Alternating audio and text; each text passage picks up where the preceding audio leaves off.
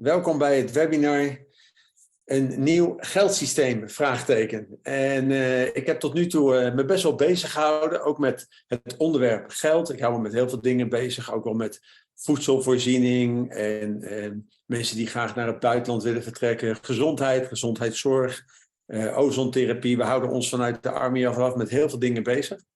En mij fascineert het ook heel erg waar we nu doorheen gaan in deze tijd.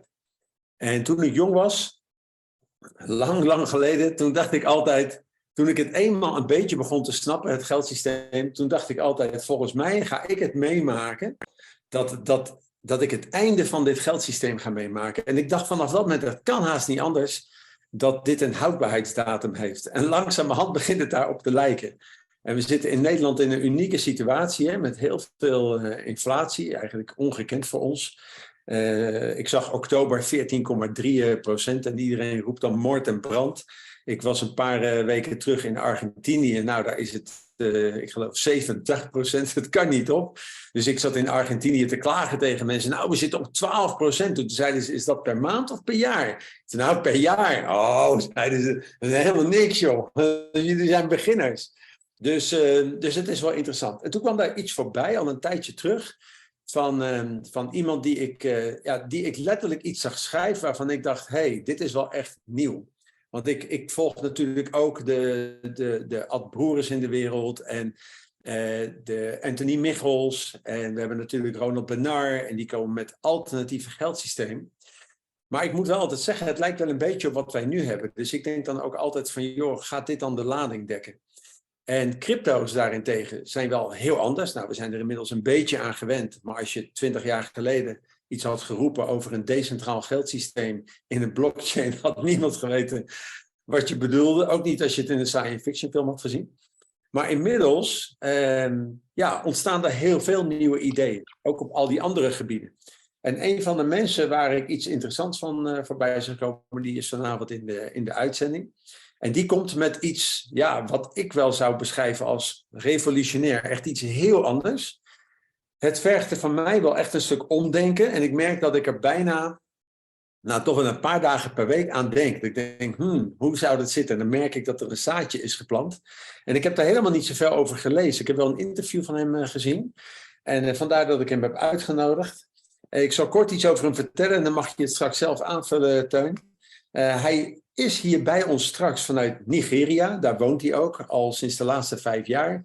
Samen met zijn vader heeft hij grote projectontwikkeling gedaan hier in Nederland.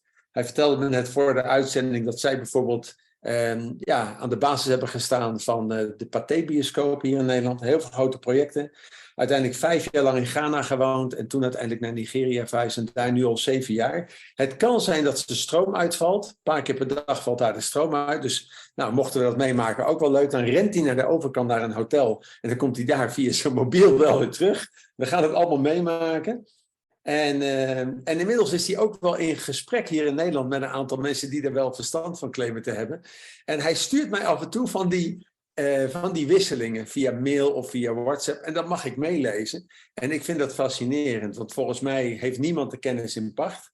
Maar ik vind het wel heel leuk om daar deel van uit te maken. Dus ik ga hem even highlighten. En dan zien jullie Teun ook. Teun, kan jij je microfoon aanzetten? Ja, hij staat aan. Ja, welkom in deze uitzending, Teun.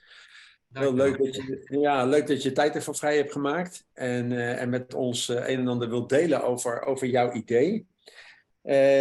Klopte de introductie een beetje of wil je er nog iets aan toevoegen? Nee, perfect. Misschien mijn opleiding is bouwkundig ingenieur aan de ene kant, maar ook ik heb heel veel IT-vakken gedaan. Al op de TU 30 jaar geleden deed ik eigenlijk alle IT-vakken. En ik ben daarnaast ook bouweconoom. Ik heb een postdoctorale opleiding gehad, vastgoedkunde. En ik ben daar gespecialiseerd in een beetje econometrie-achtige zaken. En met name in relatie tot inflatie en renteberekeningen. Dus ik zit wel midden in de materie van verschillende kanten, zeg maar. Oké, mooi. We zitten denk ik in een hele fascinerende tijd als het gaat om geld. En misschien kan jij eens gewoon aan het begin even schetsen, waar zitten we nu in en hoe zijn we hierin terechtgekomen? Dat vind ik wel interessant om dat aan jou te vragen. Ja. Nou, precies wat je zei over Argentinië, inflatie. Als je goed naar het financieel stelsel kijkt, dan is het is gewoon een piramidespel. Je kunt het heel goed vergelijken met een piramide. Ik zeg altijd, het is een soort piramidespel, maar dan een heel slim, die heel goed kan vertragen. En dat doen ze door middel van de rentestand en door middel van het laten groeien van de basis. En een van de grootste groeisprongen die ze gemaakt hebben was in 1974 of in de jaren 70, eind jaren 70, toen China eigenlijk werd toegevoegd aan de basis. Dus er kwam ineens 1 miljard mensen bij die ineens beschikking kregen tot geld vanuit het bankensysteem. En daarmee heeft het systeem, wat eigenlijk in 1974 al aan het imploderen was, nog een extra ademteug gekregen van een jaar of 30. En dat ging fout, zeg maar, in 2008 met de financiële crisis. Toen is het eigenlijk in een soort, ik noem het altijd een zombie-staat is het geraakt. Maar ze konden nog wel een soort rentestand overeind houden. Nou, dat verhaal is in september 2019 eigenlijk geklapt. Je had het repo-rente-incident waar de banken elkaar, zeg maar, de onderlinge rente niet meer vertrouwden. En je kreeg, zeg maar, in één keer een hele sterke stijging in 1 nacht van de rentestand, die vertienvoudigde. En toen hebben de centrale banken eigenlijk ingegrepen en we hebben gezegd van oké, we gaan nou quantitative easing doen en we gaan dus meer geld printen. En we gaan ook die rentestand zo snel mogelijk terugbrengen naar 0. En dat moment is eigenlijk het signaal van oké, als die rente 0 is, dan blijft er nog maar 1 instrument over en dat is geld printen. En daar hebben ze dan natuurlijk een aantal aanleidingen voor nodig. Dat is in mijn ogen de coronacrisis geweest. Klimaatverandering is ook zo'n hele mooie aanleiding. Een oorlog is ook een hele mooie aanleiding om de schuld te geven van dat er zoveel geld geprint moet worden. Maar dat geld moet gewoon geprint worden om nog de indruk te wekken dat we in een soort economie leven die werkt. Maar de realiteit is dat het gewoon einde oefening is. En de enige oplossing, omdat het nu een mondiaal probleem is, dus die inflatie is niet aan een land gerelateerd, maar is nu mondiaal. Dus moet er ook een soort mondiale oplossing komen. En dat is eigenlijk gewoon een harde reset. Dus dat betekent gewoon, we stoppen met het systeem zoals het was. Al het eigendom gaat naar een kleine groep mensen. En die bepalen vervolgens wie er geld krijgt. En dat is helemaal geen kapitalistisch systeem meer zoals wij dat kennen. Maar dat is gewoon puur een communistisch systeem waar gewoon een klein groepje geld uitdeelt als je aan bepaalde voorwaarden voldoet. En daar gaan we nou heel hard naartoe. Ja. Jij vertelde net in de jaren 70, China werd er toen aan toegevoegd. Heeft dat ook iets te maken met het loskoppelen van die onderliggende waarden in de vorm van goud? Want dat hoor je heel veel tegenwoordig. Hè, van, ja. Ze hebben ooit de goudstandaard hebben ze losgekoppeld. Dat was eigenlijk het moment dat er geen fysieke waarde meer aan ten grondslag lag. En dat je eigenlijk alleen nog maar geld had. Heeft dat daar iets mee te maken of staat dat daar los? Ja, nou dat zeg maar die koppeling. Maar in mijn ogen is dat een soort virtuele koppeling geweest. Want er is nooit eigenlijk een zeg maar proof of the pudding geweest van kunnen ze dat geld inderdaad omzetten in goud. En wat er in 1974 gebeurde is dat de Fransen, Mitterrand geloof ik weet niet precies welke president het was, maar die zei toen op een gegeven moment, nou die schulden die wil ik gewoon in goud terugzien. En dat goud was er gewoon niet. Dus toen heeft Nixon gezegd van nou, we stoppen er maar mee. Met net als doen alsof we ons geld door goud dekken. Maar of het echt gedekt door goud is geweest, is eigenlijk, daar kun je ook gewoon vragen bij stellen. Want die proef is eigenlijk nooit echt gedaan. En in mijn ogen is het ook niet echt heel belangrijk. Mede omdat het goud zeg maar in eigendom is van de verkeerde mensen. Dat zie je ook in de crypto, als zeg maar 95% van een asset in handen is van 1 club, dan kunnen die gewoon manipuleren. En met die manipulatie kunnen ze altijd hun positie vergroten. Dus ze kunnen verkopen, dan daalt de prijs, dan krijg je paniek en dan wacht. En zij weten precies het moment waarop ze weer gaan kopen. Dus ze kunnen die boom altijd leegschudden, zeg maar. Als jij 95% hebt dan. En dat gebeurt nou bijvoorbeeld met de crypto. Je ziet gewoon, er wordt gewoon zo ontzettend. In een tijd van inflatie zou crypto gewoon moeten stijgen in waarde en goud ook. En je ziet gewoon dat het niet gebeurt. En dat betekent dat het dus gemanipuleerd wordt.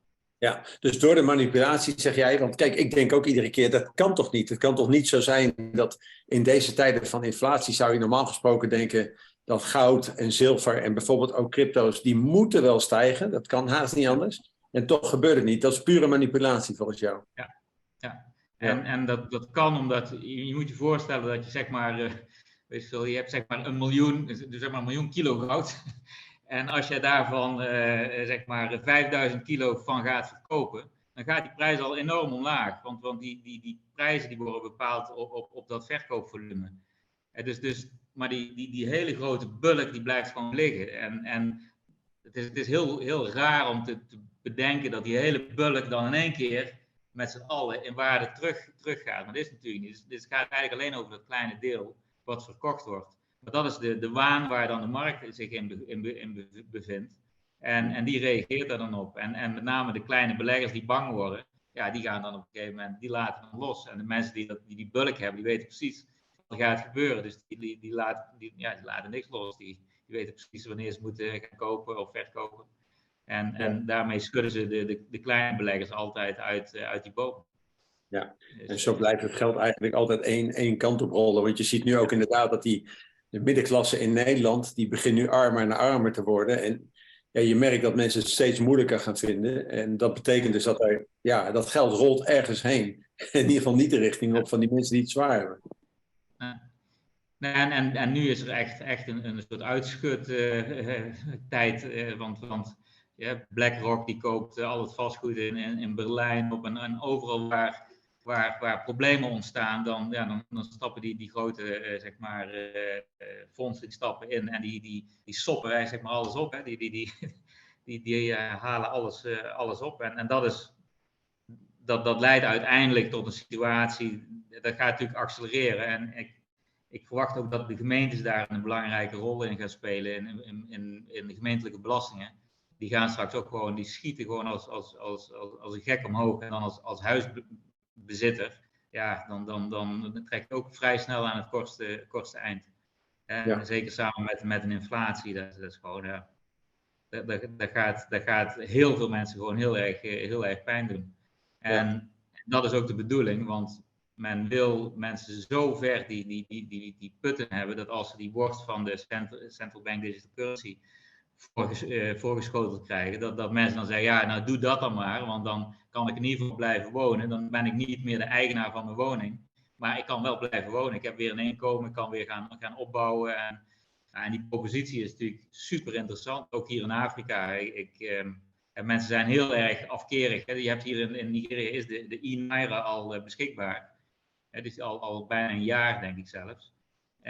Hij is nog niet echt populair, maar op het moment dat jij daar een basisinkomen aan koppelt, nou, dan weet ik zeker dat 80% van de mensen daar gewoon in meegaat. Dus daar hoef je geen illusie over te maken. Ja, want hoe zie jij dat voor je? Hè? Want kijk, we hebben het hier in Nederland, in ieder geval in de groep die hiermee bezig is, vaak over die Central Digital Currency, dat die er aankomt. Gaat dat, ik zag laatst een interview met Ernst Wolf, heel interessant, dat is een Duitser. Die zegt ook van dit gaan ze aanbieden als het redmiddel. Waarschijnlijk wordt het eerst veel zwaarder, dat is zijn veronderstelling. Het wordt veel zwaarder en als het water helemaal aan de lippen staat, dan gaan we naar een Universal Basic Income gekoppeld aan die Central Digital Currency. En dan is het eigenlijk volgens hem game over. En dan hangt iedereen aan dat infuus en moet je je gedragen. Zie jij dat ook zo? Ja, precies. Ja, dat zie je al 6, 7 jaar zie je dat aankomen. Ja. Dus dat is de enige. Kijk, want dat is ook een harde reset. Hè? Je kunt dit niet meer redden, zeg maar. Je kunt niet zeggen van nou, we gaan nou een dollar devalueren. Want het accelereert, het geheel is nou aan het accelereren. En dat hebben we eigenlijk nog nooit meegemaakt. Hè? Dit is volgens mij ook voor het eerst dat we in een mondiale economie leven. Hè? Dus die nou mondiaal zeg maar, gaat klappen. Dus dat is gewoon heel interessant. Ja, een vraag die bij veel mensen leeft is: hoe erg gaat het worden? Wat denk jij? Hoe slecht gaat dit worden voordat dat dan naar iets nieuws gaat? Want we gaan nu even kijken van, nou, stel je voor, Central Digital Currency, Universal Basic Income, iedereen aan het infuus. Hoe erg denk jij dat ze het willen laten worden voordat ze überhaupt dat als een soort reddingslijn, als een soort reddingsboei naar buiten gooien? Wat denk jij? Ja, ik denk dat het afhankelijk is van hoe gewillig mensen zijn om er mee te gaan. Als mensen niet meegaan, dan wordt het erger. En er komt gewoon een moment dat mensen zeggen, ja, nou ga ik mee. Dus ja, hoe hard wil je tegenstribbelen? Daar zal het om gaan.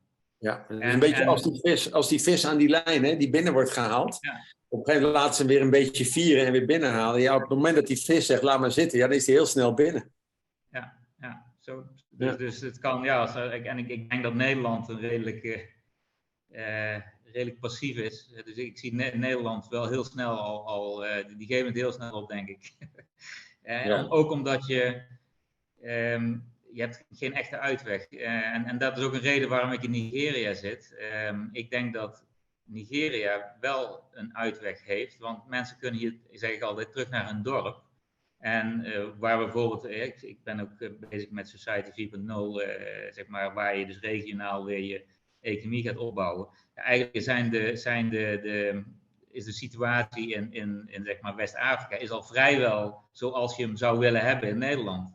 Ja. Want hier kun je gewoon terug. Hè? En mensen weten allemaal waar ze naartoe kunnen om zeg maar, te kunnen leven van de grond. En in Nederland hebben we geen idee. Er zijn een paar boeren nog, hopelijk. En ja, gaan die 18 miljoen of 17 miljoen mensen te eten geven? Ja, het wordt lastig. Ja. Dan hebben we hier in Nederland, als we even langzaam richting oplossing gaan. Mensen zijn natuurlijk heel benieuwd wat jouw gedachte daarover is. Maar we hebben natuurlijk ook een soort, we hebben best wel een aantal concepten liggen van een florijn bijvoorbeeld. We hebben de Westlandse munt, de watermunt hebben we. We hebben een Ronald Bernard, die wil met zijn URA die iets doen. Hoe kijk jij naar dat soort systemen? Ja, nou, ik heb het in het begin ook gezegd. Ik zie zeg maar alles wat gebaseerd is op ik noem het maar fiat currencies. Hè, dus op de euro, de dollar en de andere munten, de roebel en de yen. Dus al die munten, alles wat je daar opbouwt, is, noem ik een soort puist op het zieke systeem. Dus je kunt wel iets opbouwen, maar als die basis gewoon in ziek is, dan kun je met een regio wel een tijdje zeg maar afzijdig houden van de rest. Maar je zult toch weer op een gegeven moment aansluiting moeten zoeken. En dan die aansluiting vinden wordt dan gewoon heel erg moeilijk. En daarnaast denk ik dat de tegenwerking vanuit zeg maar de overheid gewoon heel erg groot zal gaan worden. Die zullen gewoon een aantal van dit soort zaken gewoon gaan verbieden. Die zeggen gewoon, nou, dit doen we niet meer. En dan moet je heel sterk in je schoenen staan om te zeggen, nou ja, hier gaan we dan toch mee door. En een aantal van de initiatieven die ik zie, die vertrouw ik zelfs niet helemaal. Ik hoor verhalen van mensen die in dat soort dingen investeren, die dan hun geld niet meer terugkrijgen. En ik heb daar niet zo'n goede smaak van, zeg maar. De allereerste vraag die ik eigenlijk altijd stel bij dat soort dingen is oké, stel dat dan een succes wordt, wie draait dan aan de knoppen als er vanuit die munt geld gecreëerd gaat worden? Hoe werkt dat dan precies? En dan wordt er vaak gezegd, we hebben dan een hele goede democratie, veel beter dan we ooit gehad hebben. Nou goed, dat is succes, zeg maar. En dat zou dan de garantie moeten zijn dat dan het geld wel op een fatsoenlijke manier zeg maar, gecreëerd gaat worden. Wederom door een kleine gespecialiseerde groep. Hè. Het bestuur van een stichting of het bestuur van een coöperatie die verantwoordelijkheid dan heeft. Ja. En daar zie ik heel veel risico's. Ja, ben ik met je eens. Ik zie het ene bestuur naar het andere, ook al zijn de initiatieven nog zo mooi. De ellende blijft ongeveer hetzelfde na een tijdje. Oké, dus dat soort systemen zijn niet. Maar dan kom jij, hè? Jij hebt iets heel anders in gedachten. En ik zag dat voorbij komen. Toen dacht ik, oké, misschien kan je daar kort iets over vertellen. Je hebt iets bedacht van een nieuw financieel systeem. Een nieuwe manier van zelfs geldcreatie. Kan je daar wat over vertellen? Ja, eigenlijk het idee is begonnen. Ik zit zeg maar in de woningbouw. Ik probeer de meest betaalbare woningen te maken voor mensen in Afrika. En ik heb gemerkt dat ook al bereik je zeg maar, de absolute grens van wat technisch mogelijk is zeg maar, en betaalbaar is, dan zal nog de helft van de mensen het hier, of meer zelfs, niet kunnen betalen, niet kunnen huren, en zeker niet kunnen kopen met een hypotheek. Dus de vraag, en toen ik dat zeg maar besefte, een jaar of 7 geleden, van nou, hier zit iets echt fout. Toen brak eigenlijk ook Bitcoin door. En toen had ik het idee van, nou, misschien zou je, en toen werd er ook veel gesproken over een Universal Basic Income. Er zijn toen ook een paar pilots gedraaid en nou, dat was best goed, vond ik. Interessant van die pilots is dat je juist ziet dat mensen die een soort basisinkomen hebben, met dat geld gaan investeren. Dus die kopen, dus hebben in Afrika een aantal van dat soort proeven gedaan. Dan zie je mensen naaimachines kopen en zeg maar een naaiatelier beginnen. Of die kopen een brommer met een bakfiets of zo en die gaan dan dingen transporteren. Maar omdat jij zeg maar zekerheid hebt over een stukje van je inkomen, durf je ook dat risico te nemen. Kijk, als je die zekerheid niet hebt, ja, dan ga je dat soort dingen niet doen. Dan zorg je eerst dat je gewoon overleeft. En dus dat is denk ik voldoende aangetoond dat dat werkt.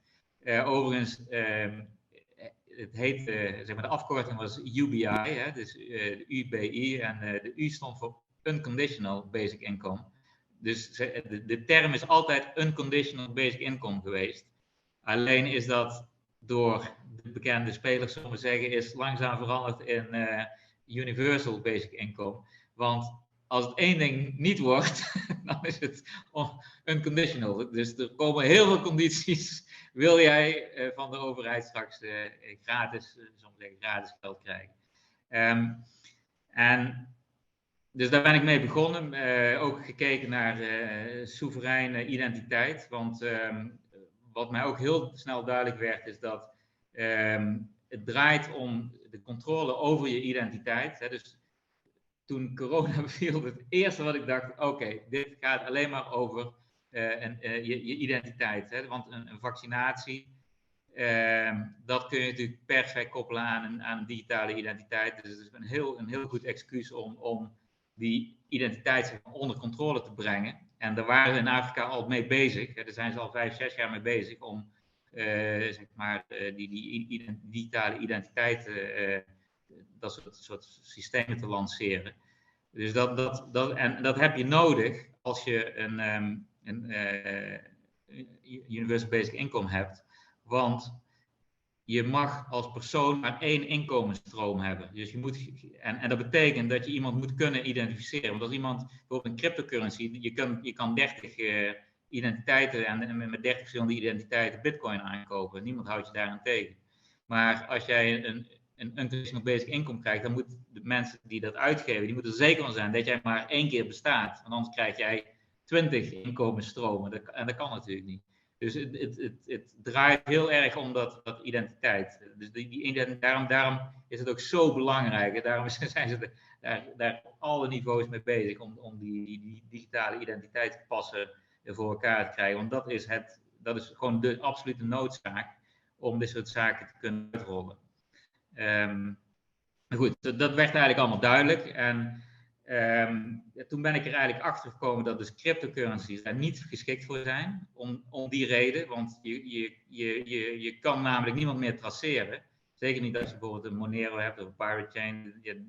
Het is niet te traceren wie de mensen zijn daarachter, dus wie de eigenaars zijn van die munten. En dat gaat dus absoluut niet samen met een zeg maar 1 inkomensstroom, 1 zeg maar uniforme basisinkomen. Dus Dus ik heb gezegd van, dus dat crypto, dat moet er vanaf. Hè? Het moet juist open worden. Dus dat betekent dat wil je zeg maar dat decentraal doen. Ik zal het proberen niet te technisch te maken.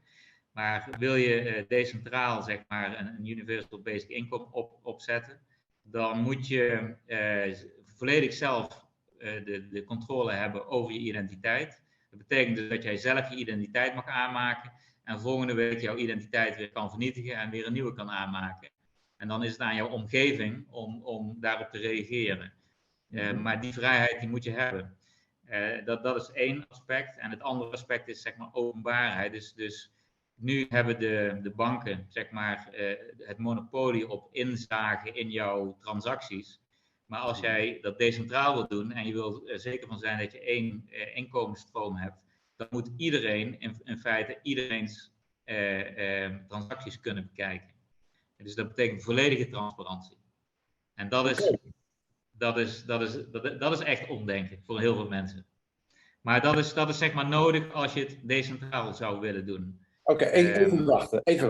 Ik ga even de pauzeknop indrukken, want we beginnen hier ervan uit te gaan dat we dus spreken, per definitie, over een unconditional, maar in dit geval een universal basic income. Ben jij daar een voorstander van? Want heel veel mensen hebben nu een associatie met een universal basic income van oké, dat is allemaal WEF en dat wordt allemaal verhoogd opgelegd, waardoor mensen het een slecht idee vinden. Persoonlijk denk ik, nou, misschien is het niet zo'n slecht idee. Ik ken heel veel mensen die de laatste 3 maanden van hun leven nooit datgene zouden willen doen wat ze nu al dagelijks 30 jaar doen. En alleen maar om een inkomen te hebben. Dus ik ben helemaal geen tegenstander van zoiets. Maar ik denk wel dat we er heel goed over na moeten denken. Ja. Eerst even naar dat basic income. Is dat dan de basis ook voor dit systeem wat jij hebt bedacht? Ja, kijk. Eigenlijk is er iets anders aan de hand. Het gaat eigenlijk over geldcreatie. En dat woord inkomen, dat veronderstelt dat je daar iets voor moet doen. Hè? Ik heb iets gedaan en dan krijg ik, omdat ik een prestatie heb geleverd, krijg ik inkomen. En unconditional betekent, nou, ik hoef niks meer te doen en ik krijg inkomen. Dus het klinkt als een salaris die je krijgt als je niks doet. Maar ik vind het eigenlijk een vertekening van het beeld. En dat is ook iets waar ik de laatste paar weken heel erg de nadruk op probeer te leggen. Dat gaat over geldcreatie. En het verhaal is eigenlijk heel simpel. Hè? Dus er zijn een paar duizend mensen in deze wereld die het recht hebben verworven en nog steeds hebben om op een knop te mogen drukken. Daar biljoenen dollars en euro's mee te printen. Dat wordt hun eigendom. En vervolgens wordt het uitgeleend aan regeringen, aan grote bedrijven en andere mensen. Nou, daarvan kun je zeggen, van als je dan vraagt, van, ja, vind je dat goed? Is dat ethisch? Nou, dan is het antwoord heel simpel. Dat is niet ethisch. En zeker als je weet wat de gevolgen zijn. Als je ziet hoeveel oorlogen en al die medische ellende en censuur en alles wat er nodig is om dat in stand te houden. Nou, dat is absoluut onethisch. Dus in mijn ogen kun je zeggen dat het hele systeem zoals het nu in elkaar zit, is onethisch. Nou, dan is de volgende vraag van, nou, wat kunnen we doen? Moeten we dat recht halen dan weg bij die 3000 mensen? Wie gaat er dan geld creëren? Dan gaan we 3000 eerlijke mensen zoeken. Nou, succes, zeg maar. Iedereen zal die positie willen hebben, maar dat gaat je waarschijnlijk niet lukken. Het enige alternatief is, als je dan geld wil creëren, is dat iedereen gelijkwaardig participeert in de geldcreatie. Nou, en dat is eigenlijk wat mijn stelling is. Dus ik wil het eigenlijk dus liever geen inkomen noemen, of een basic inkomen, want dat veronderstelt dat er ergens zeg maar, geld verzameld wordt door een overheid, die dan vervolgens dat gaat uitdelen als een soort inkomen. Nee, ik zeg van dat hele systeem moet eigenlijk aan de kant. En dan gaan we naar een nieuw systeem waar geld gecreëerd wordt. Nou, de enige ethische manier om geld te creëren is dat iedereen gelijkwaardig participeert in de geldcreatie. En dat heb je eigenlijk alleen maar nodig om dat geld te laten bestaan, te laten ontstaan. Nou, en als dat geld er dan eenmaal is, dan ga je werken. En dan, ik ben een kapper of ik ben een boer en dan...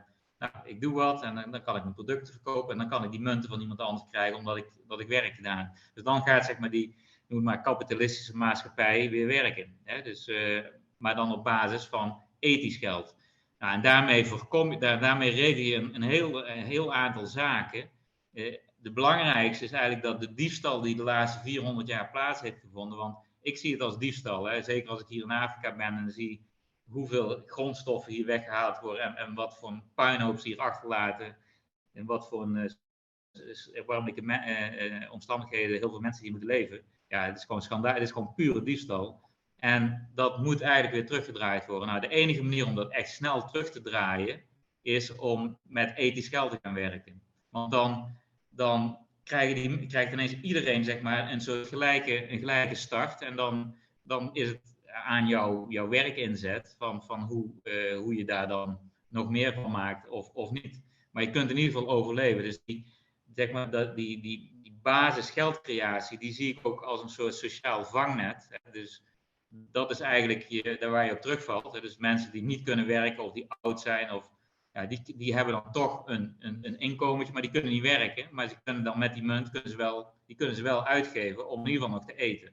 Nou, mensen die wel kunnen werken, die kunnen dat dan zeg maar sneller vergroten. Maar daarmee zorg je ervoor dat die inkomensongelijkheid eigenlijk heel snel wordt teruggedraaid.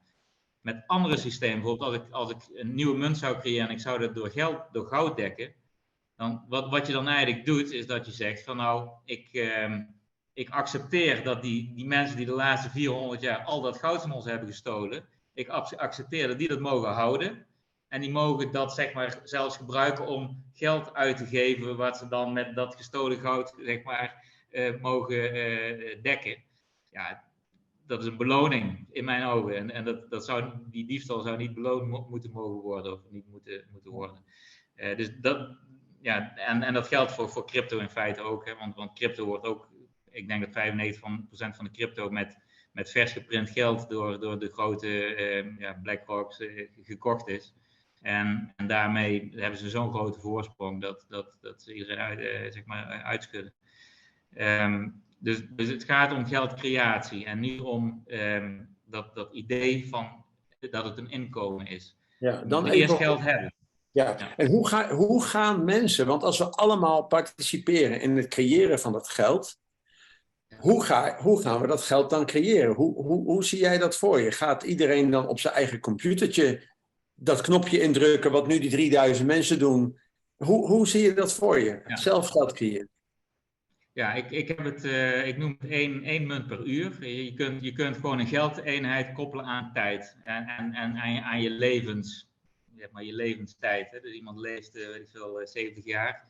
Nou, in die 70 jaar, ieder jaar of iedere week of iedere uur of iedere dag kun je een bepaalde geldhoeveelheid krijgen. Nou, ik heb gekozen voor 1 munt per uur, omdat als je dat uitrekent, dan kom je ongeveer bij dezelfde geldhoeveelheid uit die er nu in de wereld ook in omloop is. En dan dus 1 munt is dan ongeveer evenveel waard als $1. Als zeg maar die omslag ongeveer, als je die terugrekent.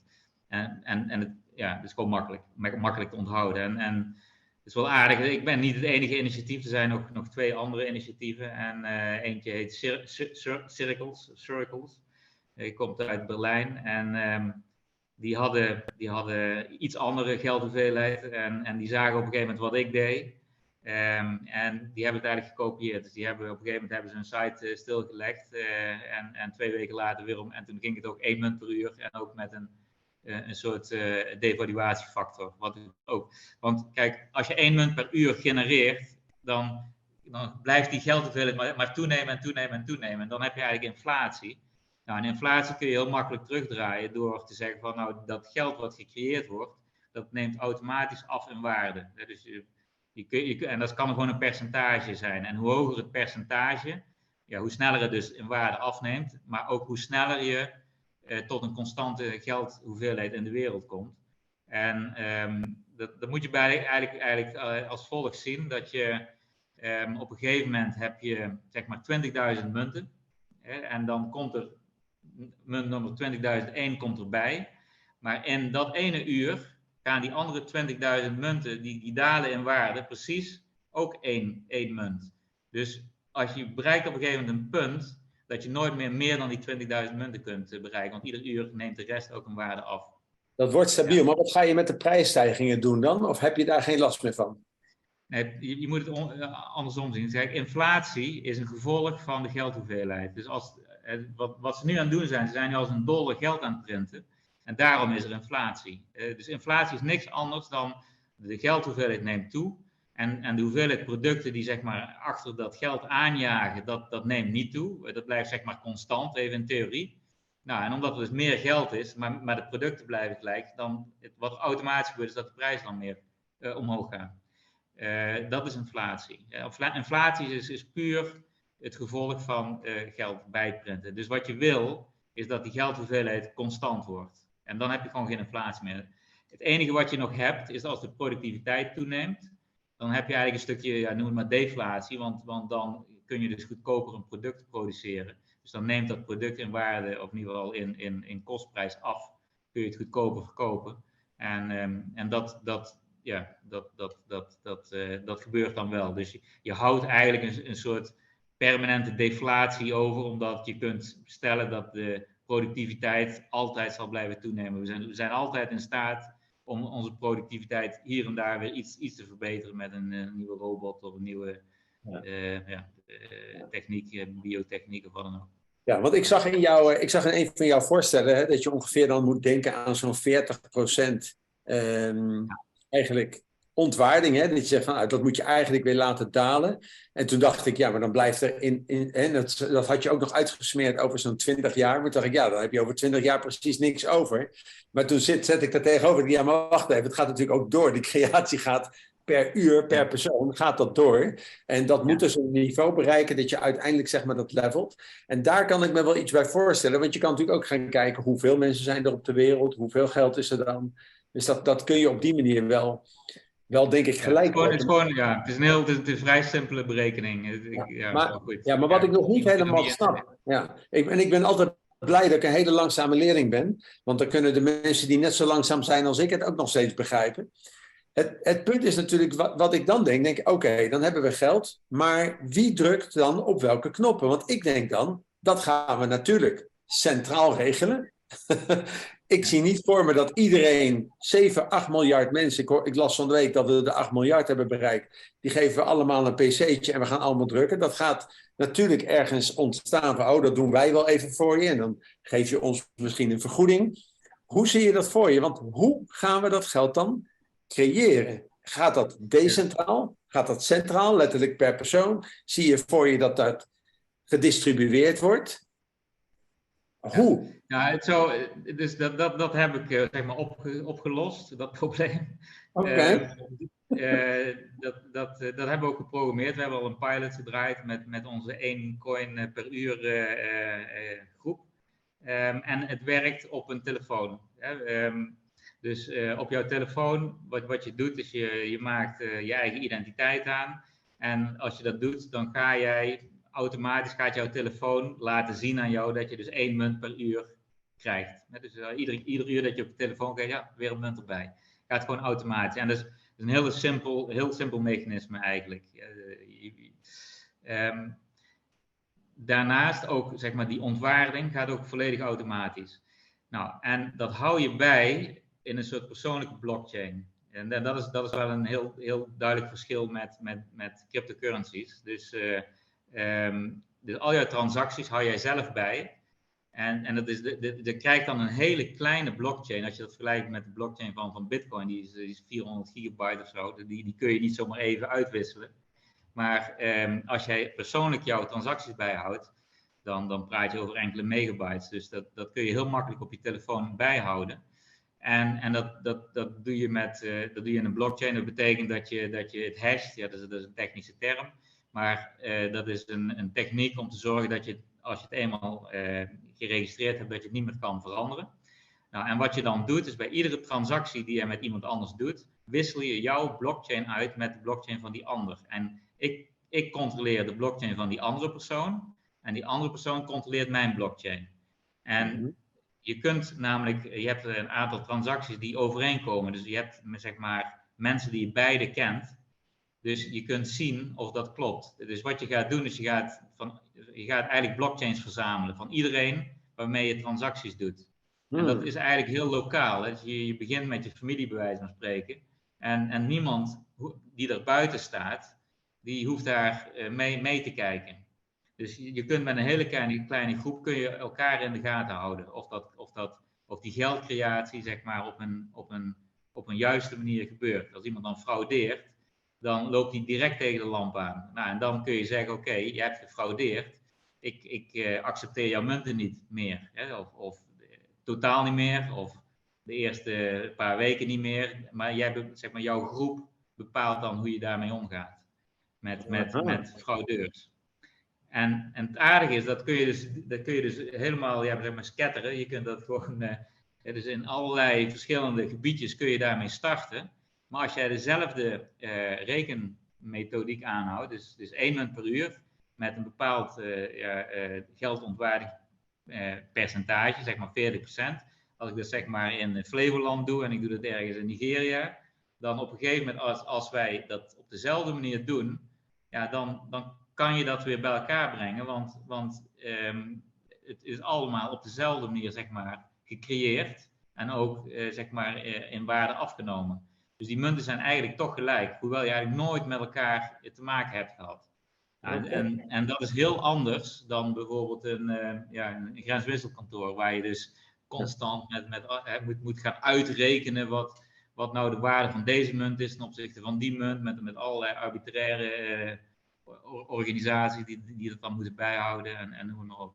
Ja, en het feit dat ieder individu eigenlijk meehelpt creëren, hè, want je hebt gewoon op je mobiele telefoon, ik kan me zo voorstellen dat ik misschien gewoon iedere dag of ieder uur een muntje erbij zie komen, of dat je dat op een andere manier doet.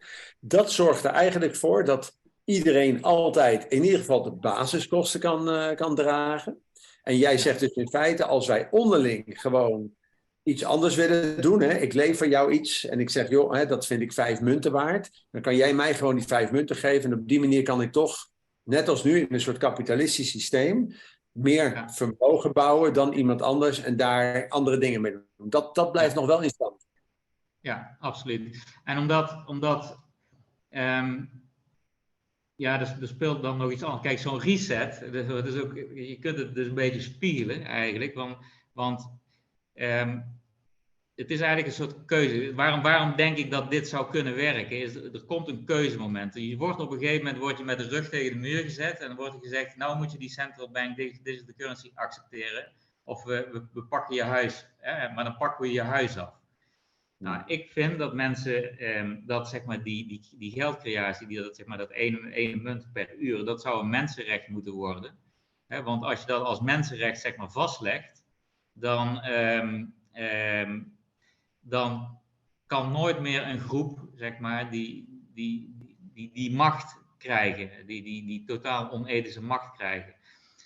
Wat er dan ook gebeurt, is dan neem je eigenlijk afstand van het hele fiat systeem. En wat betekent dat? Dat betekent dat je dus stopt met het betalen van belastingen, je stopt met het betalen van je hypotheek, van je huur, van je lease, van je aflossingen van leningen die je hebt, want je accepteert gewoon dat geld niet meer. Op een gegeven moment zit je zo met de rug tegen de muur, je kunt ook niet meer betalen, want je hebt het geld niet eens meer.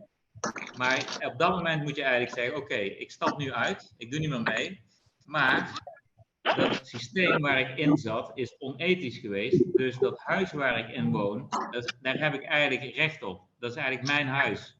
Want we hebben... Ja. Oh, Teun, ik ga je even onderbreken.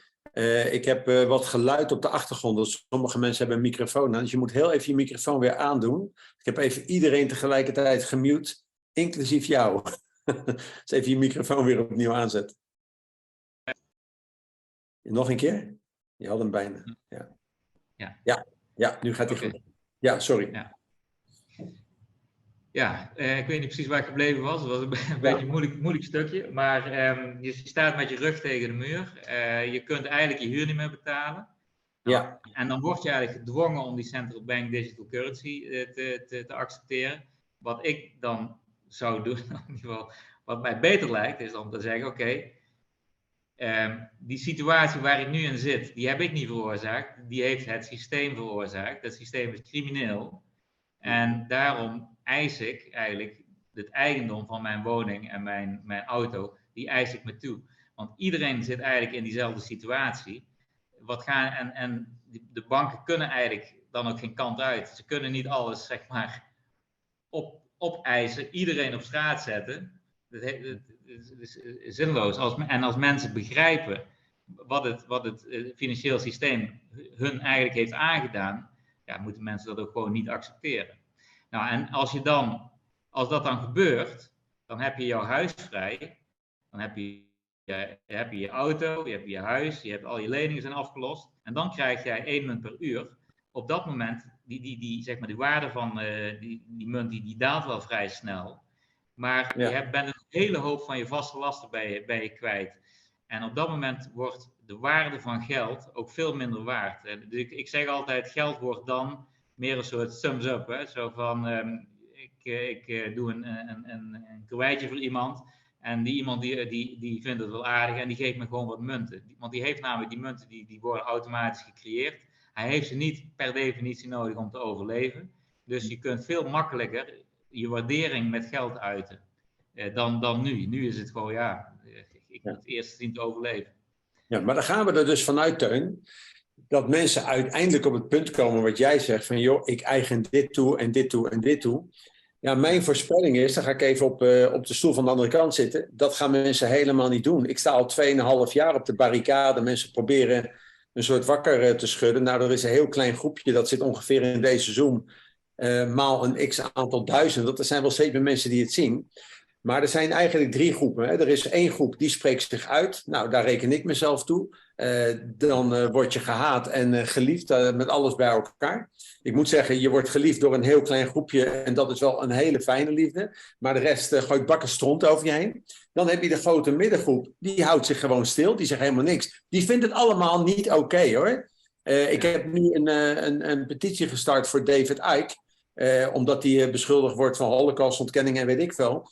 Ik krijg allemaal steun. Maar er is ook een bak. Maar het grootste deel roept helemaal niks. Sterker nog, mensen mailen mij om te zeggen, ik zou graag willen tekenen, maar ik durf het niet. Want ik ben namelijk bang dat die adressen op een dag naar boven komen. En dat is de grote middengroep. Dat zijn gewoon de mensen die bang zijn. En dan heb je een andere groep.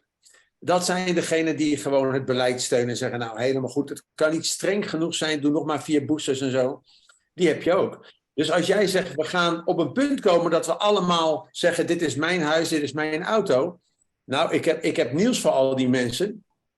Er zijn 5000 BOA's, die zijn nog steeds in opleiding. Daar hoor je niks meer van. Maar die komen straks eruit met een soort nieuw uniformpje. En die gaan dat gewoon uitvoeren. En die 80%, kijk in 40, 45, ik blijf het zeggen, de archieven gingen hier open. En die Duitsers waren helemaal trots. We kregen een paar veren in ons achterwerk. Omdat ze zo trots waren dat ze iedereen op alfabetische volgorde zo mooi hadden gearriveerd. Ze konden ze gewoon ophalen. Nederland is wat dat betreft het land wat het snelste bezet was van allemaal. Dus ik maak me toch wel enige zorgen over hoe wij dan collectief zouden moeten zeggen, ik doe gewoon niet mee. Volgens mij is er een revolutie nodig. Nou, ik weet niet of je het mee hebt gekregen. 2 dagen terug zei Gideon van Meijer in de Tweede Kamer, fluwele revolutie. En dat zei hij ook nog in een interview. De kranten stonden vol. Want ze voelen wel aan, dat als er maar genoeg beweging komt en genoeg tractie, dat dit wel kan. Maar hoe zie jij dat? Waar moeten we allemaal doorheen?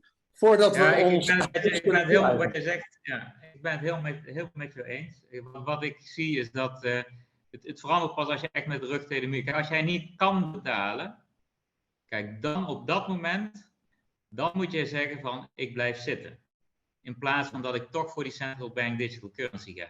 Nou, en daar gaat het in feite om. Maar het moment is er nog helemaal niet. Dus als je nu iemand vraagt, wat ga jij doen als jij de hypotheek... Mensen kunnen zich geen voorstelling maken wat ze gaan doen als ze de hypotheek niet kunnen betalen. Mensen weten het echt niet.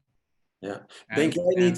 Denk jij niet dat ze het zo stapsgewijs doen, dat er relatief iedere keer een nieuw klein groepje met het water aan de lippen staat en dat ze het daardoor onder controle kunnen houden? Ja, precies. Dat is het spel.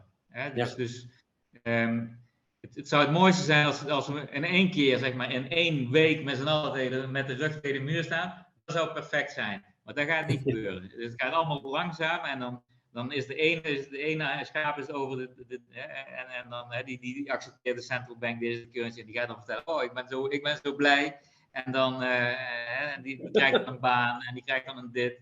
Ja, en zo gaat het en dan word je er met z'n allen ingerommeld. Het gaat erom dat mensen bewust zijn van wat er nou eigenlijk aan de hand is. Ik denk dat bewustzijn over dat, zeg maar, het risico van de central bank digital currency, dat begint wel redelijk door te dringen. Maar er zijn nog geen alternatieven. Mensen hebben nog geen idee wat je kunt doen of wat je zou moeten doen. En daarom wil ik ook zo graag die nadruk leggen op dat universele mensenrecht van die geldcreatie.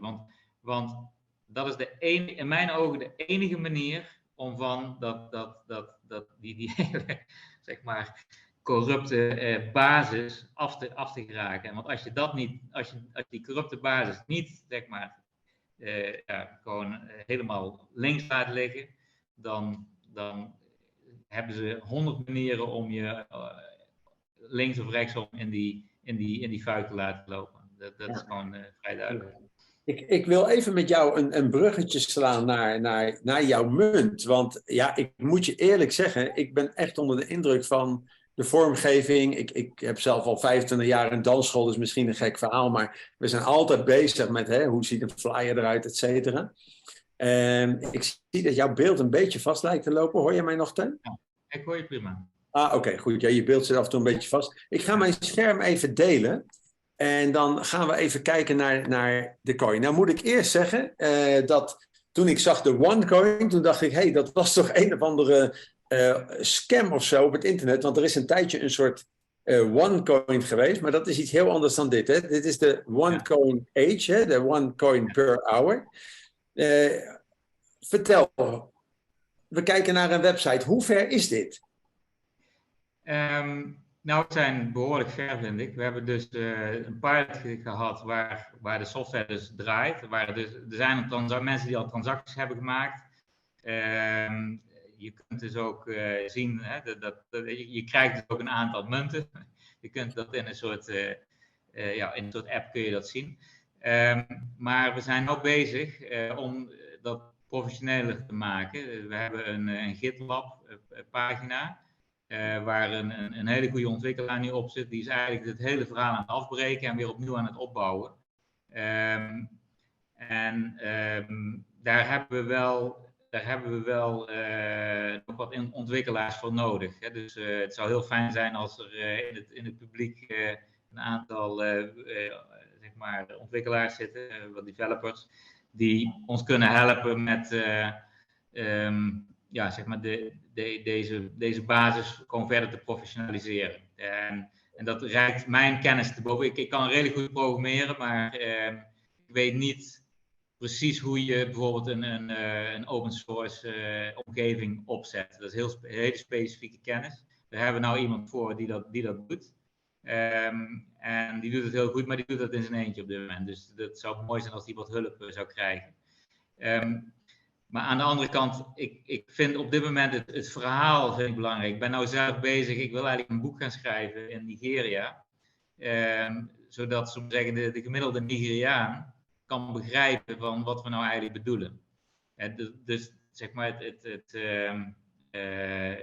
ik wil af van het hele technische verhaal. Dat is eigenlijk niet zo belangrijk, maar ik wil toe naar het mensenrechtenverhaal. En heel veel mensen begrijpen dat als je dat verhaal vertelt van dat geldcreatie, hoe het nu gebeurt, niet ethisch is.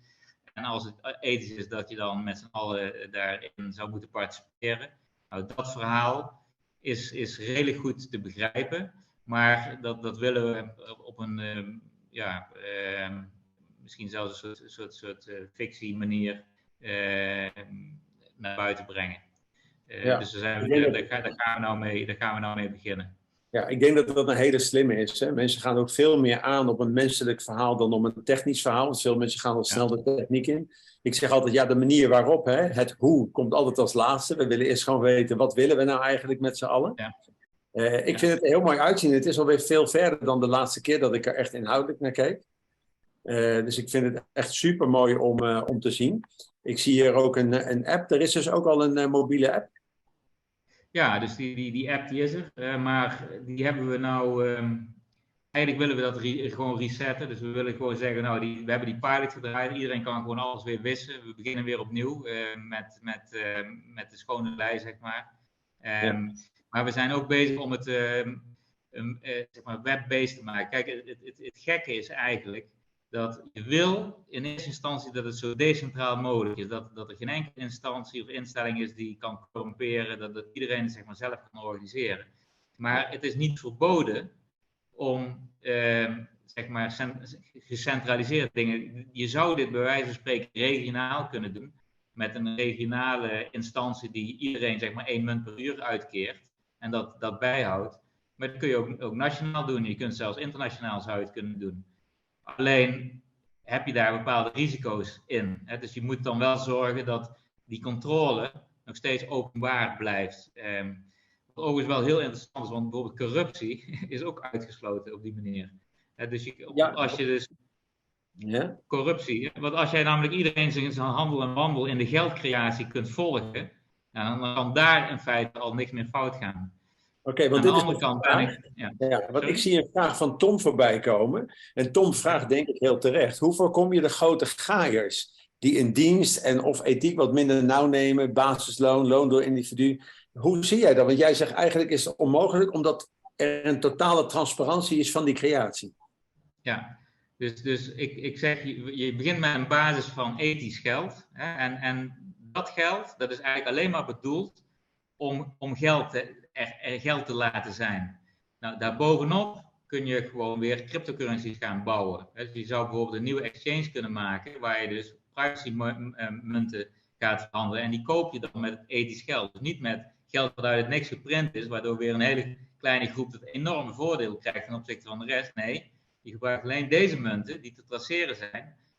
En daarmee moet je je dan inkopen. En dan heb je dus zeg maar een ethische start van cryptocurrencies.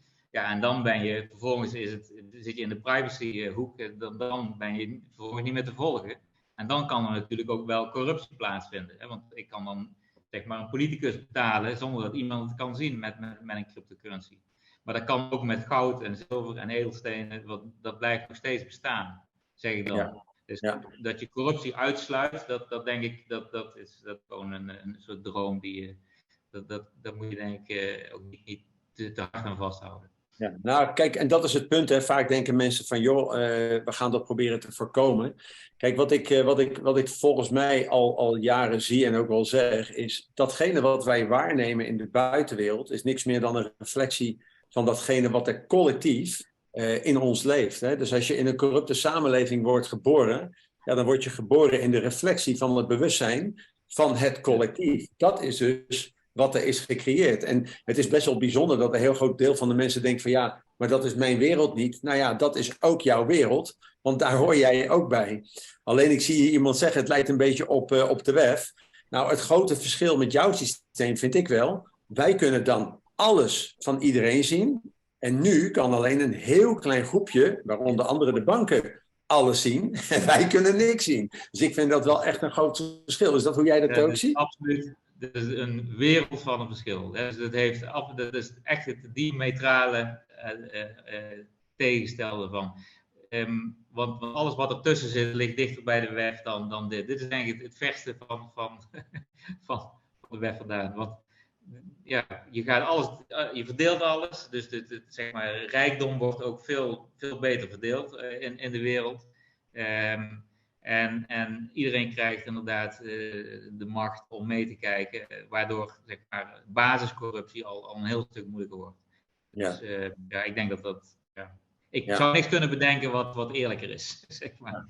Ja, nou en ik denk ook dat het voor mensen, kijk, ik zie best wel wat primaire reacties en die herken ik ook, want die had ik ook. Ik ging naar jouw website kijken en er kwamen allemaal ideeën op van ja, dat werkt toch niet en dat werkt. Maar ik merkte direct dat ik in een soort default zat van datgene wat ik ken. En ik wil mensen echt uitnodigen, laat dit even bezinken. Ga er eens even over nadenken, want we schieten heel snel in een soort default van datgene wat ons bekend is. Ja, dit is echt totaal nieuw. En in ieder geval heb jij er langer over nagedacht dan wij met z'n allen bij elkaar, want wij kennen dit nog helemaal niet. Dus ik wil mensen echt uitnodigen, laat het even bezinken. Ik vond het ook leuk wat jij van de week zei, misschien zei je dat ook wel aan het begin van de uitzending. Jij maakt deel uit van Society 4.0. En daar zie jij nu ook mensen toch zeggen van, nou, Teun, die gaan er toch anders naar kijken dan dat ze aanvankelijk deden. Kun je daar wat over zeggen? Ja, kijk, wat je gewoon ziet in zullen we zeggen, in de wakkere wereld die probeert alternatieven te bedenken en zeg maar aan de machine te ontsnappen. Er zijn eigenlijk 3 stromingen die ik zeg maar constateer. Je hebt de regionale munten, je hebt zeg maar goud en zilver en je hebt cryptocurrencies. En wat je dan hebt zijn, ik noem het maar de shills. Hè? Dus mensen die hebben dus geïnvesteerd bijvoorbeeld in goud. En die hoor je alleen nog maar over goud praten. Goud, het moet goud worden. Dus die zitten helemaal vast in die gedachten. En er is natuurlijk best iets voor goud te zeggen, maar het lost niet het probleem op. Het beschermt jou persoonlijk een beetje tegen wat er gaat gebeuren. Maar bijvoorbeeld, ik geloof dat het in 1933 was, in Amerika zitten. Dus die zijn gewoon langs de deur gekomen en die hebben al het goud opgehaald. Dus dat soort dingen krijg je in dit soort situaties. Nou, hetzelfde zie je nou ook met cryptocurrencies. Ik heb vandaag naar de Nigeriaanse radio geluisterd. Nou, het gaat alleen maar over dat ze crypto's gaan reguleren. Ja, dat is niet de bedoeling. Ja, maar je hebt risico's. Nou, dus die hele mantra, dat zie je weer op je afkomen. En de mensen die dus helemaal voor die crypto gaan, ja, die zitten ook een beetje vast in datzelfde denkpatroon. Zeker als je daarin geïnvesteerd hebt, hè, je hebt, weet ik veel, in die bitcoins of zo, ja, dan wil je natuurlijk dat gekozen gaat worden. En dat de oplossing wordt. Ik hoor een geluid er tussendoor. Ik weet niet of dat bij jou is. Zijn er mensen die een microfoon hebben aangezet? Ik ga even de mute-knop weer aandrukken voor iedereen. Ja, zo is het weer stil. Ik hoor een hele vreemde storing er tussendoor. Kan jij je microfoon weer aanzetten, Teun? Er komen wat leuke vragen binnen via de chat. Even kijken. Ja. Ja, kijk, want een van de problemen die wij zien, je moet nog een keer aanzetten je microfoon. Een van de problemen die we zien met de Florijn bijvoorbeeld en ook de URA, is dat best wel veel mensen mee moeten doen. De bakker, de slager wil dit gaan lopen. Hoe zie je dat voor je? Ja, kijk, de URA, ik heb daar ook ooit nog een mailtje naar gestuurd en daar heb ik wat vrij onbevredigend antwoord op gekregen. Ja, zeg maar, het systeem bestrijden door een bank op te richten die voldoet aan de richtlijnen van zeg maar, de financiële markten. Ja, dus alleen dat idee al, dat denk ik van ja, daar kun je al direct van zien, want daar ga je de oorlog niet mee winnen. Het idee van een regionale munt is op zich best aardig, maar er is zoveel meer fout met het financieel stelsel ik zie daar in ieder geval, ik probeer die discussie ook met dit soort mensen aan te gaan, die dus zeg maar voor een bepaalde munt gaan. En ik merk dat die dan heel snel in de verdediging gaan en zelfs vaak redelijk agressief de verdediging in gaan. Het is jammer dat het lastig is om zo'n fundamentele discussie te houden. En dat is ook iets wat ik bij Society 4.0 van dag 1 eigenlijk al probeer, is maak een soort beslisboom van wat wil je nou precies. En zo geldcreatie, moet dat een handen zijn van een kleine groep of van iedereen? Nou, dat is gewoon een keuze die je maakt. Nou, en als je dat voor het ene kiest, ja, dan kun je daarin verder. Maar je moet wel een keer die keuze maken. En als je die keuze niet durft te maken, of daar geen goede argumenten voor hebt, ja, waar ben je dan mee bezig? Dan blijf je hangen in iets onzinnigs. En dat is iets wat ik inderdaad, daar ben ik 6 jaar geleden mee begonnen. Ik noem het een soort gedachtentreinen of gedachtenbomen van, nou ja, als ik dit doe, wat gebeurt er dan? En hoe kan de overheid erop reageren? Is dat ethisch of is dat niet ethisch? En dat is een hele, ja, dat is vrij heftig. Daar ben ik echt weken mee bezig geweest. Om bijvoorbeeld, ja, welke cryptocurrency overleeft? Is er één cryptocurrency die gaat overleven? zijn het meerdere, wat heel onlogisch is. Het is heel onlogisch dat je 30 cryptocurrencies maakt, dat die allemaal zouden overleven. Ja. In mijn ogen is dat compleet onlogisch. Ja. Ben jij trouwens wel nog steeds enthousiast over de crypto? Want ik zie iemand schrijven van nou die crypto kan je weglaten. Er is geen crypto waar ik nog achter sta, schrijft Tom hier zo. Hoe kijk jij tegen de crypto's aan? Nee, ik denk dat de technologie is wel goed. Zeker van de privacy coins. En dat is ook iets, denk ik, wat je niet kan stoppen. Die technologie is er nou eenmaal. Het enige probleem is dat alle crypto's nu met onethisch geld gevuld zijn. Dus het enige wat ik zeg is van je moet gewoon stoppen met de huidige blockchains. Die gooi je gewoon weg. Want het is allemaal met onethisch geld opgebouwd. Jammer voor de mensen die daarin geïnvesteerd hebben. Snap snel uit, zou ik zeggen. En dan zorg dat je ethisch geld krijgt. En daarmee kun je vervolgens weer privacy coins. Want privacy is wel belangrijk. Hè? Ik ontken absoluut niet dat privacy... ik ontken niet dat het niet belangrijk is. Ja. Daarmee is het wel belangrijk. Ja, het is gewoon belangrijk. Dus er zijn altijd dingen die je liever hebt dat iemand anders niet weet, denk ik. Nu zeg jij van zorg dat je aan ethisch geld komt en begin opnieuw. Wat voor voorbeelden ken jij op dit moment van ethisch geld? Nou, er zijn 3 initiatieven die ik eigenlijk gezien heb. De ene heet de Circles, dat is een groep in Berlijn, maar dat is is gecentraliseerd opgezet, ook 1 munt per uur initiatief. Behoorlijk goed, moet ik zeggen. Ze hebben al winkels waar je dus met die munt kunt betalen, dus dat is echt knap. Okay. Maar ik heb wat problemen met hun, zeg maar, het controleren van de mensen die instappen. Je moet 3 mensen hebben die voor jou garant staan en dan mag je binnen. Ja, kijk, en ik kan me heel makkelijk een dorp in Mali of zo voorstellen. Die met z'n allen zeggen, nou, weet je wat, we gaan eens even 30 nieuwe identiteiten aanmaken die er niet bestaan. Ja, succes met controleren. Dat is gewoon een slecht systeem in mijn ogen. Maar ze zijn al lang bezig en doen denk ik goed werk. Dus, en voor mij is het zo, ik denk dat die dingen ook naar elkaar toe gaan groeien. Het andere is een Frans initiatief, die ken ik eigenlijk niet zo goed. Daar ben ik vorige week eigenlijk tegen aangelopen, die doen ook zoiets.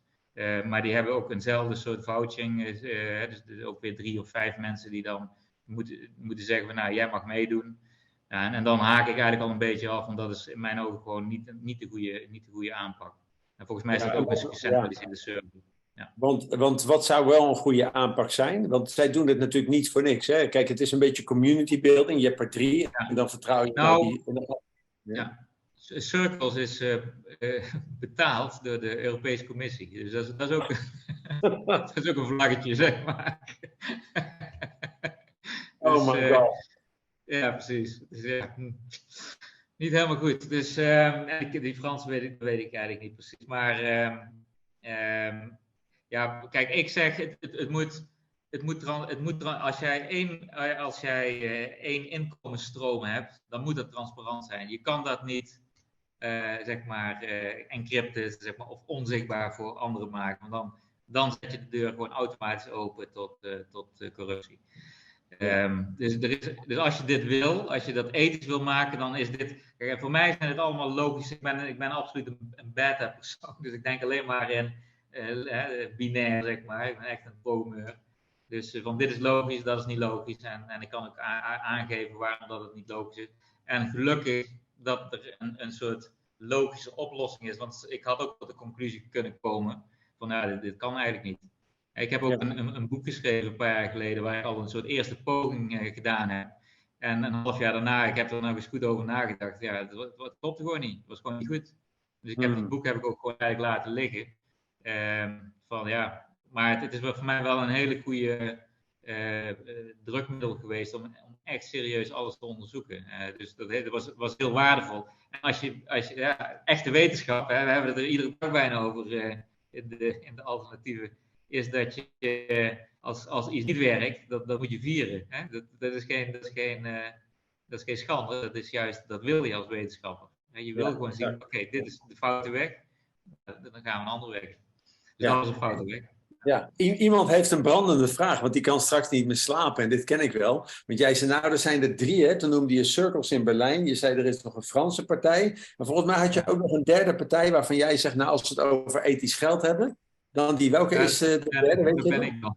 Nou, dat ben jij zelf. Oké. Ja, maar het is nog niet echt operationeel. Hè? Ik bedoel, in het systeem van de OneCoin per hour, hoe spreek jij het eigenlijk uit? Want het heet OneCoin. Ja, ik heb het. Je kunt het. Op de website staat eigenlijk hoe je het uit kunt spreken. Dus ik heb het gewoon uur genoemd. De munt zou je gewoon uur kunnen noemen. En ik geef het maar gewoon een Nederlandse naam. En dan kijken of de Engels het ook kunnen uitspreken. Je kunt het ook afkorten als CPH, dus coins per hour. Coin per hour. Nou, ik heb er wat voorstelletjes gedaan, maar ik vind het allemaal niet zo belangrijk. Mij gaat het meer om zeg maar de denktrand erachter. En waar ik met name dus op probeer die nadruk te leggen, is laat het een soort mensenrecht zijn. Dat vind ik op dit moment belangrijker dan ja, hoe de vormgeving is van een munt, of hoe je het precies noemt, of wat dan ook. Ook wie er wint. Hè. Mij maakt het geen bal uit. Ik heb ook totaal geen belang als deze, ze hebben geen financieel belang. Het is natuurlijk wel een stukje aanzien zou het zijn als het me zou lukken. Maar het zou voor een betere wereld zorgen, wat voor mijn kinderen weer heel belangrijk is. Dus daarom doe ik het eigenlijk. Maar financieel belang heb ik er totaal niet bij. En ik maak mij dus ook niet uit of Circles een ander initiatief gaat worden. Als er maar iets komt waarvan je kan zeggen, nou dit is tenminste ethisch. En waarmee we dat hele foute piramidespel gewoon echt in één keer aan de kant kunnen schuiven. Want dat is natuurlijk wel hartstikke belangrijk. Ja, heel mooi. We gaan langzamerhand richting een afronding. Ik denk dat ik nog 2 vragen voor je heb. Hoe denk jij de mensenrechten te regelen? Want ja, ik wil toch even een bruggetje slaan naar wat er buiten gebeurt. Kijk, we hebben het hier in Nederland de hele tijd over mensenrechten. Ik zag gisteren voor de eerste keer sinds 2,5 jaar dat Amnesty International zich zorgen maakt over ons demonstratierecht. Nou, ik viel ongeveer van mijn stoel. Dat ik dacht, nou, zit er een nieuwe directeur of zo? Want echt 2,5 jaar worden demonstranten echt van veldjes afgeslagen. Er worden paarden en honden ingezet. En nu na 2,5 jaar, nu alles voorbij is, zegt Amnesty, we maken ons zorgen over dit demonstratierecht. Maar mensenrechten is best wel een dingetje, want wij zien het ook bij rechtszaken. Wij verwijzen heel vaak naar mensenrechten, hè? EVRM, artikel 10, grondwet, artikel 7, artikel 11. Hoe zie je dat voor je in zo'n munt? Hoe gaan we dat regelen? Ja, kijk, ik vind dat wat er nu bezig is met mensenrechten is echt bizar. Hè? Ik was helemaal geen links figuur of op barricade, wat dan ook. Maar ik heb altijd wel gezegd dat vrijheid van meningsuiting is in mijn ogen is recht nummer 1. Hè? Zonder vrijheid van meningsuiting zijn alle andere mensenrechten waardeloos. Dus dat is gewoon, dat is de laatste, zeg maar, die overeind moet blijven. Op de eerste. Dus, en dat besef, ik verbaas me er iedere dag over van hoe makkelijk mensen daar overheen stappen. Blijkbaar, ja. Als ik gewoon naar mijn vrienden kijk bijvoorbeeld, of niemand maakt zich daar echt druk over. En voor mij is het echt onbegrijpelijk. Hè? Toen Facebook, Facebook geloof ik ergens 5 jaar geleden ergens iemand censureerde, heb ik alles opgezegd op Facebook. Gewoon direct. Ik zag al meteen van oké, als dat de weg is, dan weet je waar het gaat eindigen. Dat weet je meteen. En met LinkedIn hetzelfde. Er wordt iemand geblokt. Ik heb allemaal mensen opgezegd. En ik denk dat iedereen zo extreem zou moeten reageren. Want dat is echt het laatste houvast die we hebben. Als we dat loslaten, dan is er niks. En hopelijk komt dat besef terug en zetten we de hakken in het zand voor dat soort rechten. En dan hoop ik dat andere rechten er dan achteraan komen, waarvan er dan eentje het recht op geldcreatie zou moeten zijn. En dat is gewoon een logische stap. En of het dan, hoe je er die dan bij haalt, ik denk dat het allemaal bewustzijn. Mensen moeten gewoon zich bewust worden dat dat eigenlijk gewoon een recht zou moeten zijn. En het is eigenlijk te gek dat mensen dat niet helemaal hebben losgelaten. Hè. Dus dat is gewoon, 300 jaar indoctrinatie heeft ervoor gezorgd dat we ons daar helemaal geen zorgen meer over maken. Dat mensen bepaalde rechten hebben die de rest van de mensen dus niet hebben. Ja. Ik heb nog een mooie laatste vraag, want iemand vroeg het al een paar keer van waar draait dit dan op? Hè? Draait dit systeem of deze app zo meteen op de Apples en de Googles? Misschien wel de minst ethische bedrijven in de wereld op dit moment. Gebruik je wel de Apples of de Googles of gaan we daar iets anders voor bedenken? Nou, ik merk wel dat bijvoorbeeld met name Apple, er zijn een aantal dingen, wat functies die je wil inbouwen, maar dat is weer een beetje een technisch verhaal. Maar Apple wil bijvoorbeeld, die willen niet dat jij direct van een telefoon naar een andere telefoon communiceert, zonder dat via een inlogprocedure gaat. Dat was 3 jaar geleden niet. En dat is nu wel. Dus als ik nou 2 telefoons op elkaar leg die met elkaar communiceren, dan moet er eerst ingelogd worden. Dus dat wordt gevolgd. Dus je ziet gewoon, zeg maar, Big Tech en ik ben een groot voorstander van Linux software open source moet zijn. En dat mensen dat ook gewoon echt moeten gaan doen. Hè. Dus, je hebt nou die walkout stappen. Nou, voor mij zou een van die stappen zijn gewoon echt al die rotzooi eraf. Ik heb hier ook mijn eigen telefoon, die is ook gejailbreakt en al de Google rommel eraf gehaald. Maar dat is wel een hoop werk en een hoop gedoe. Maar het geeft je in ieder geval een goed gevoel. Maar zo hard moet je er denk ik toch wel mee omgaan. Het is geen, je ziet nou waar het toe leidt. En 5 jaar geleden, iedereen keek me echt compleet als dat ik helemaal van mijn sugar was geworden.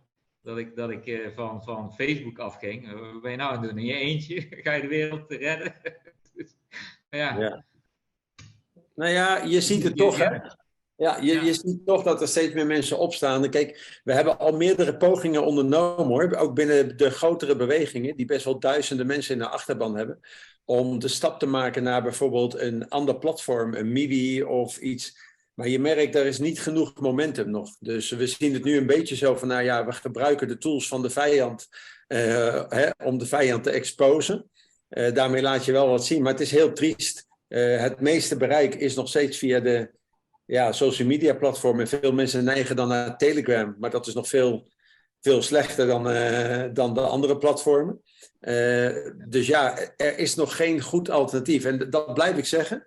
Zodra er een alternatief is, wat enigszins qua gebruikersgemak, want dat vinden mensen ook nog belangrijk, in de buurt komt, dan denk ik dat er een hele golf ontstaat. Maar er moet wel eerst iets zijn.